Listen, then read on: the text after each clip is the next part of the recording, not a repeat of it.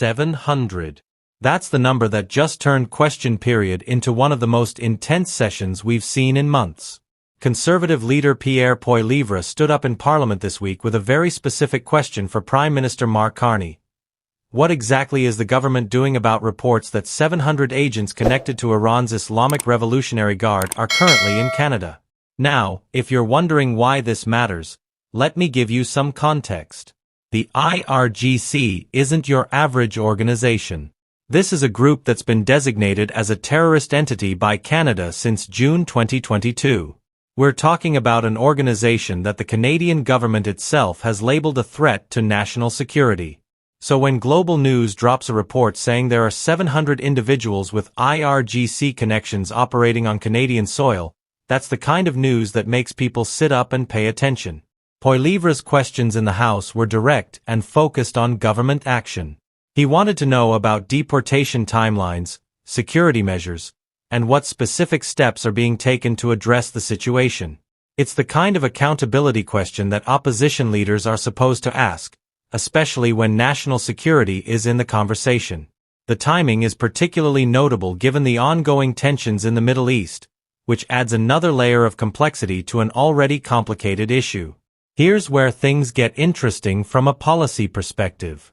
Deportation cases involving national security concerns aren't exactly straightforward. There are legal processes, diplomatic considerations, and intelligence assessments that all factor into how these situations get handled. It's not like flipping a switch. But that's also why Canadians want answers about what's actually happening behind the scenes and what timeline we're looking at. The Prime Minister's office has previously stated that Canada takes national security threats seriously and works with intelligence agencies to monitor and address potential risks. But Poilievre's questioning suggests the Conservatives want more specific information about enforcement actions and concrete outcomes. It's the classic tension between operational security, where you can't reveal everything publicly, and democratic accountability, where citizens deserve to know their government is taking action. This debate touches on broader questions about immigration security protocols and how Canada balances being a welcoming country with protecting national interests. It's a conversation that goes beyond partisan politics because security concerns affect everyone regardless of which party they support. The challenge for any government is demonstrating that they're both thorough and effective without compromising ongoing operations or investigations. The Global News reporting that sparked this exchange highlights the ongoing work of journalists in uncovering information that prompts these parliamentary discussions.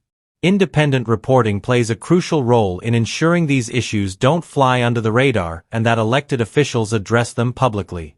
Whether you lean conservative or liberal, having transparency around national security measures is something most Canadians can agree matters. What happens next will likely depend on how the government responds to these questions and what additional information becomes available.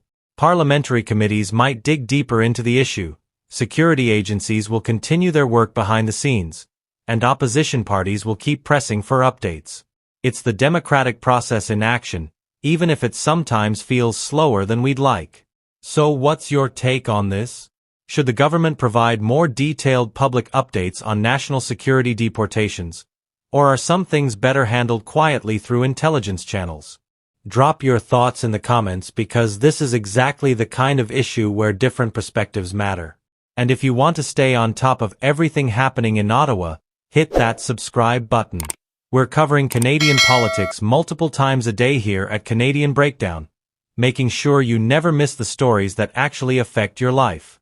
Catch you in the next one.